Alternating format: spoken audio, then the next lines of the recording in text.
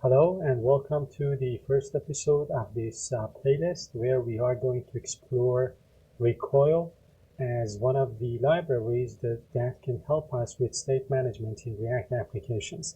So state management is a very, crucial thing when it comes to developing front-end applications, and there are a handful of libraries that you can choose from. And I have created, playlists for each one as well. So there is, for example, Mobix. There is, let's say, Jotai. There is Redux.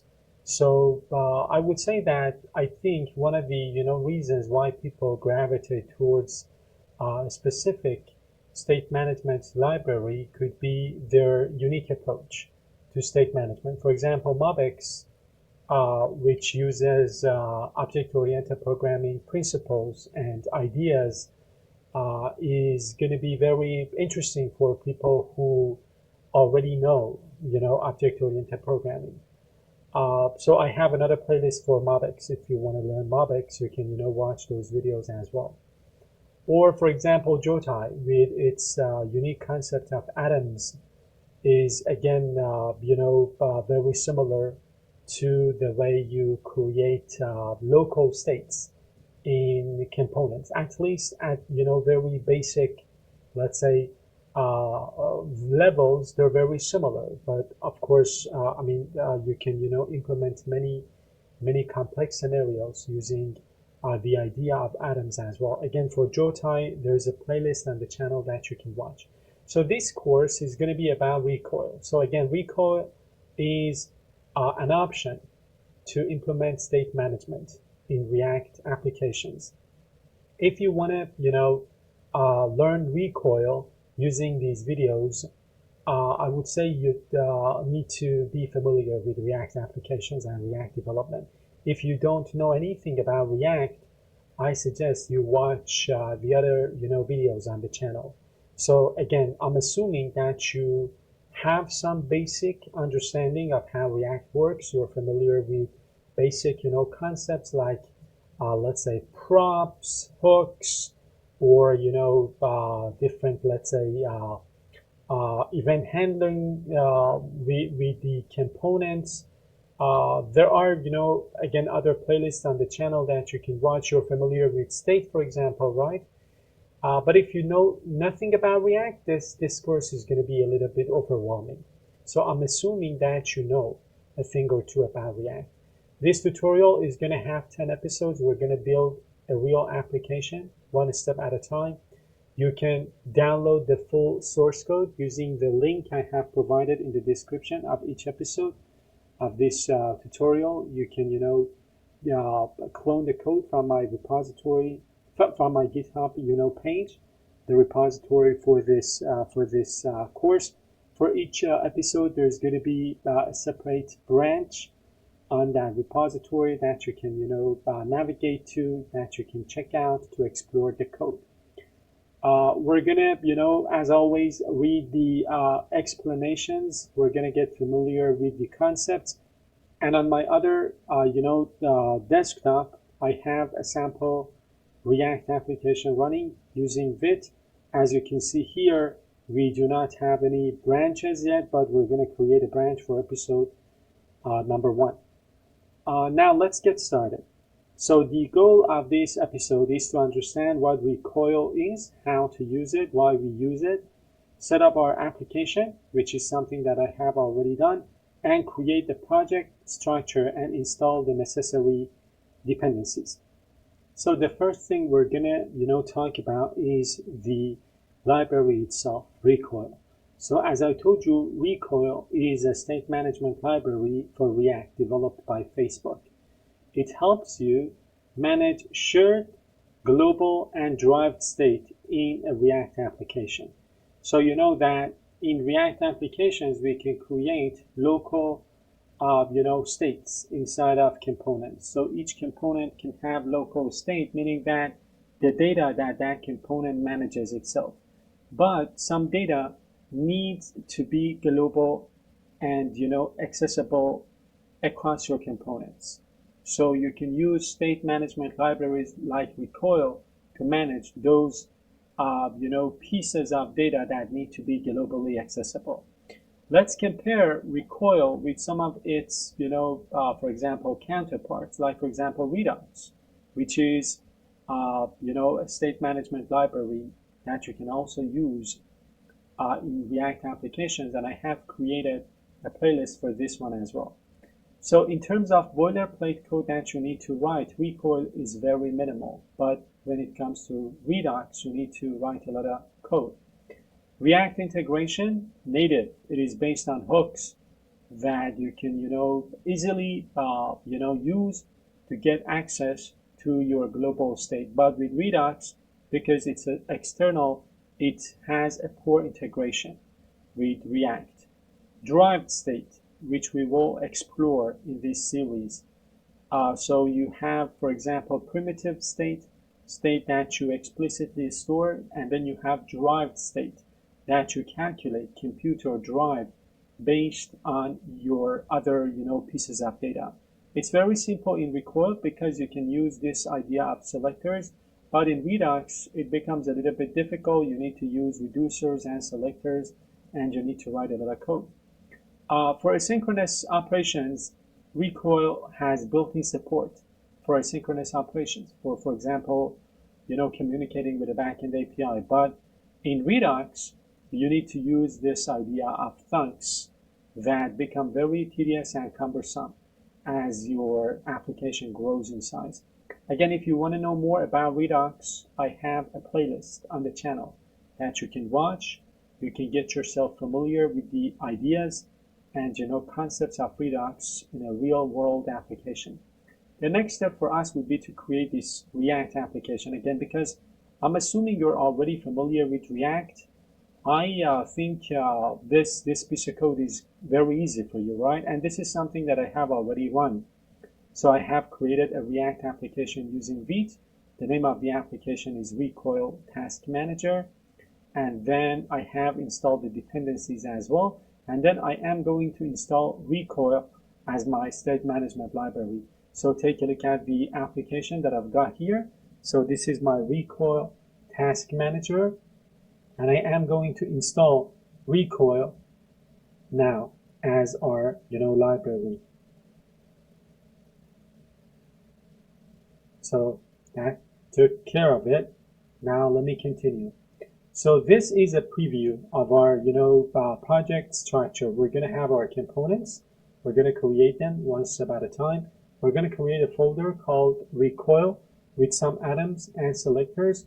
We are going to explore these two ideas because I think these are the two main building blocks of doing state management in Recoil.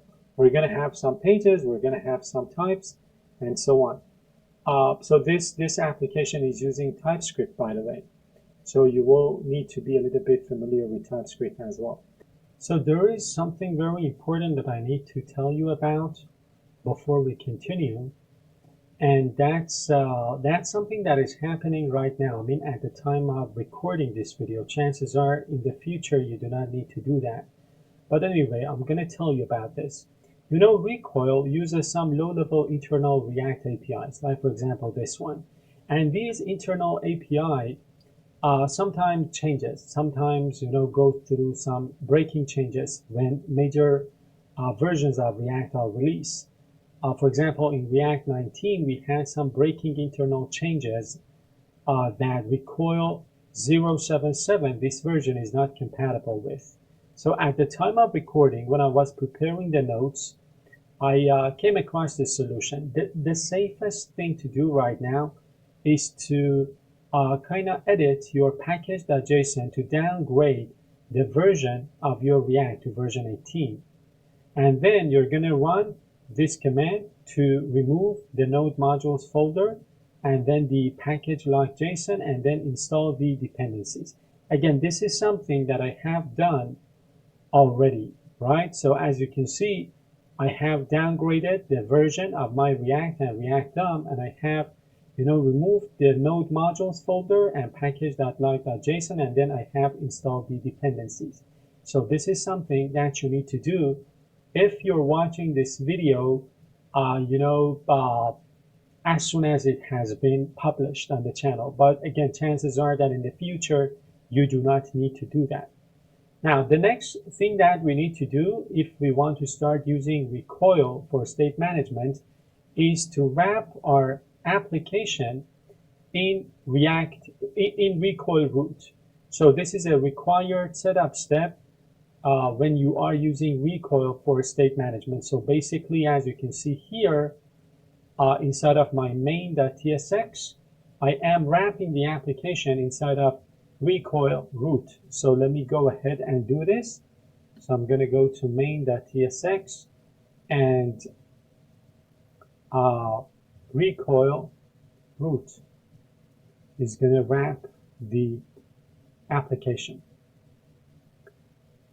So why are we wrapping the app in Recoil root again? So context provider, this is the context provider for Recoil state. If you want to know more about, context API or Redux, I suggest you watch the, relevant playlists on the channel. But basically, Recoil root provides the Recoil context to the component tree of your application, just like, for example, Redux provider or the context provider that you can use in React. It kind of allows the child components of this application to access the state that Recoil maintains and to be able to manipulate that state. Now, the next thing that we need to do is to talk about, global Recoil store. So when we are using Recoil root to wrap our application, we are actually setting up the internal store that holds the values of your atoms and selectors. Again, if you do not know anything about atoms or selectors, just bear with me, no worries, we're going to explore them. But just remember that Recoil root kind of creates the internal store that your application needs in order to save its data. Without it, any attempt to use Recoil hooks, like for example, use Recoil state or use Recoil value, will throw an error. These are some of the hooks that Recoil provides that we're going to use in this tutorial. The next thing that this Recoil root does for us is that it enables application-wide state sharing. So any component in your app tree, as long as it's the child of a Recoil root, can now reach some, read your shared data, your globally accessible, state using use Recoil value hook. It can update shared state using this hook, for example, these two hooks, use set Recoil state or use Recoil state, and it can subscribe to changes in atoms or selectors. So again, all of these will be explored in full detail as we progress throughout the course. Now let's go ahead and create the first atom for our application. We'll represent a list of tasks in the application state because this is, a task management application. So we're going to create this folder, Recoil, a subfolder called atoms, and then we're going to create task atoms. And this is the atom we're going to create. And then I'm going to come back and talk about atoms. So let me go ahead and create Recoil and then atoms. The name of the atom was task atoms.ts. And then I am going to write the code for this, atom.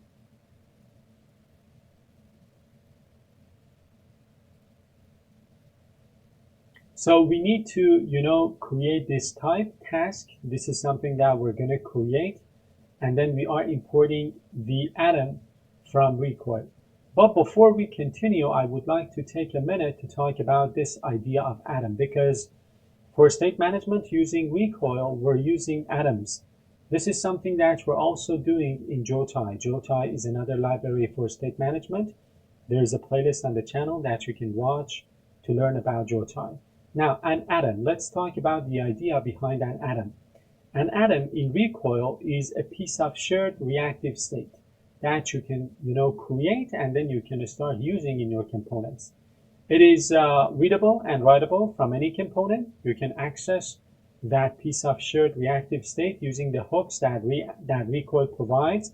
Like, for example, use recoil value, use recoil state, and then when you're using these hooks from your components, you're automatically subscribing to these atoms, meaning that when the values inside of these atoms update or change, the components that are using those atoms, that are subscribing to those atoms, will re-render.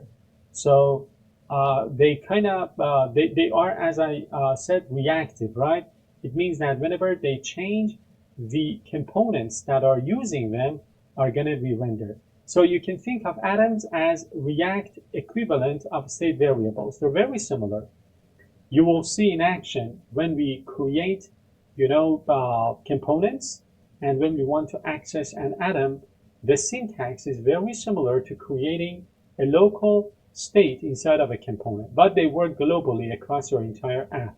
Like, for example, React context, but of course more powerful and granular. So let's talk about this code, because this is the first time we're seeing this, atom in action. We need to talk a little bit about it to kind of understand what is happening here.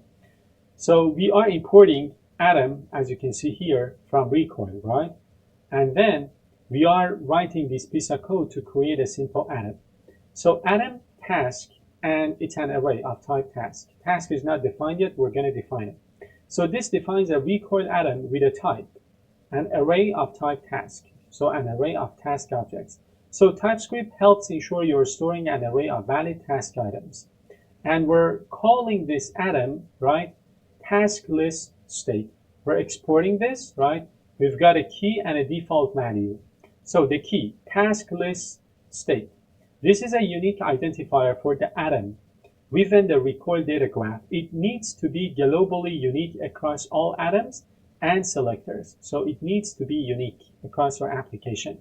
It is used internally for dependency tracking and debugging. Recoil throws an error if two atoms have the same key. The key needs to be unique.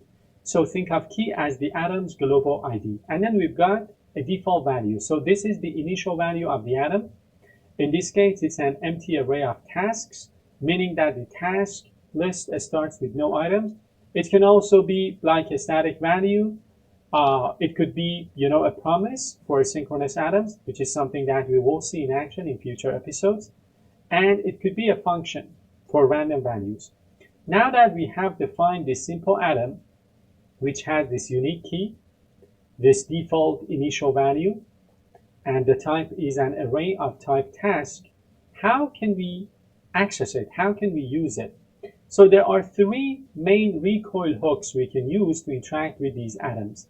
The first one is use Recoil value, and then you pass, as you can see here, the name of that atom. So the name of the atom is task list state.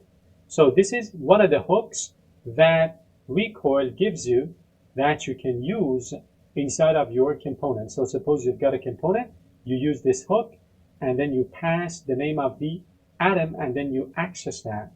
So using tasks, you now have access to that tasks array. So use Recoil value. This is a hook.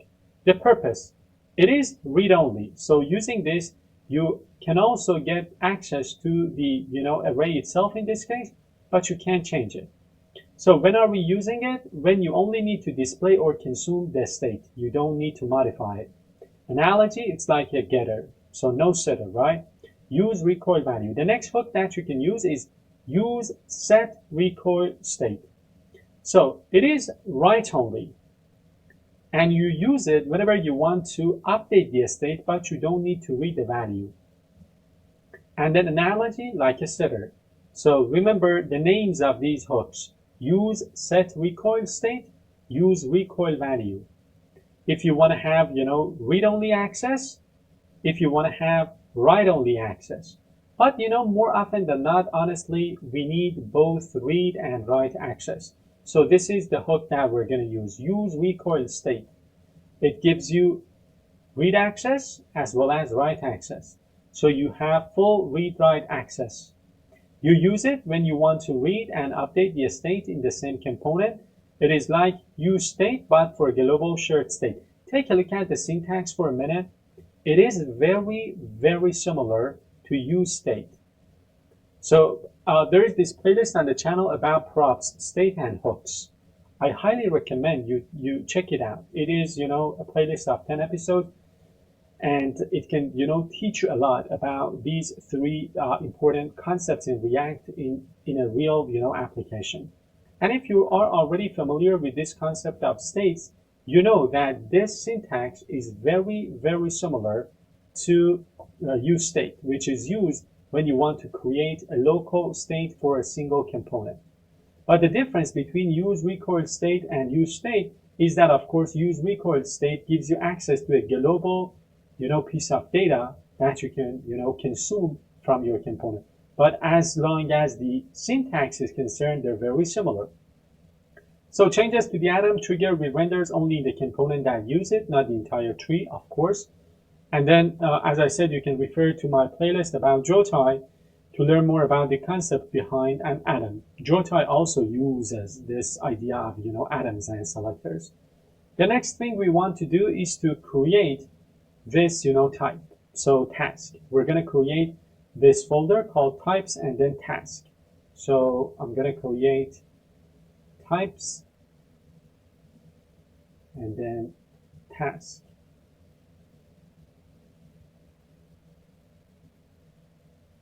So let me go ahead and create this.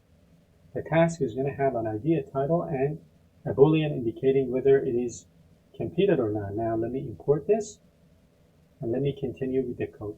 Now we want to access that tasks array, the global state, from a component, and then we want to show, for example, the tasks inside of that, let's say, state.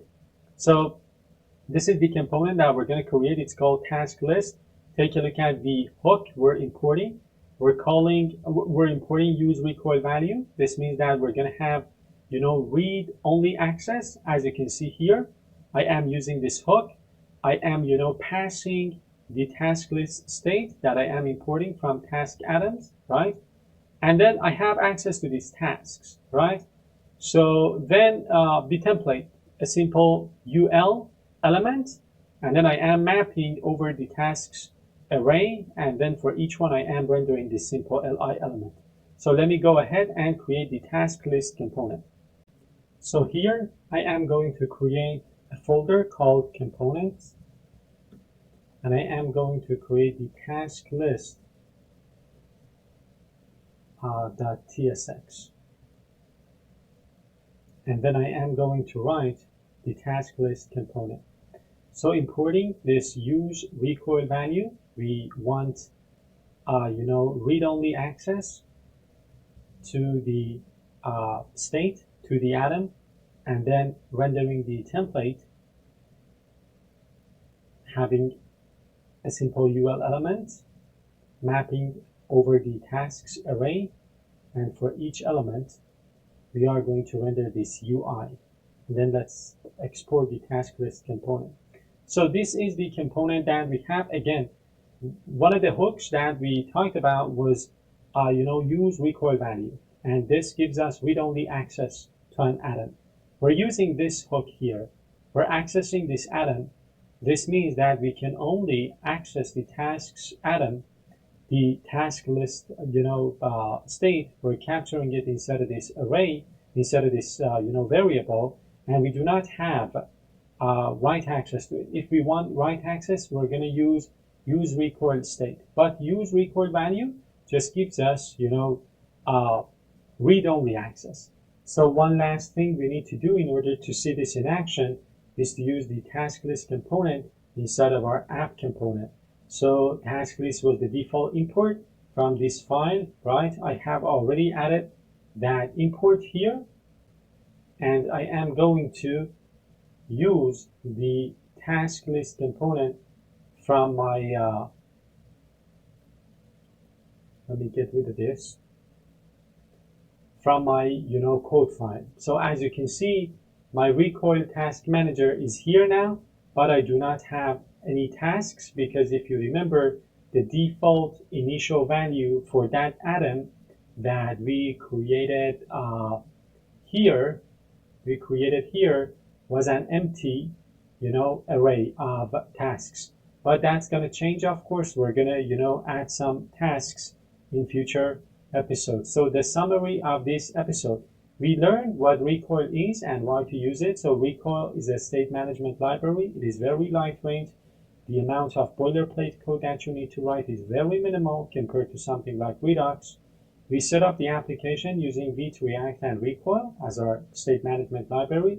We created the first atom. So Recoil, like Jotai, is based upon this idea of atom. So atoms are, global or shared state that your components can, use, and then you define them. You set some keys, you set some initial values, and then there are some, hooks that you can use inside of your components to access those pieces of data. Like, for example, use recoil value that gives you read-only access to your, to the data you have inside of your state. So that's it for this episode. I hope you've enjoyed watching it. If that's the case, as always, I'd really appreciate it if you could give it a thumbs up, and I'll see you in episode number 2.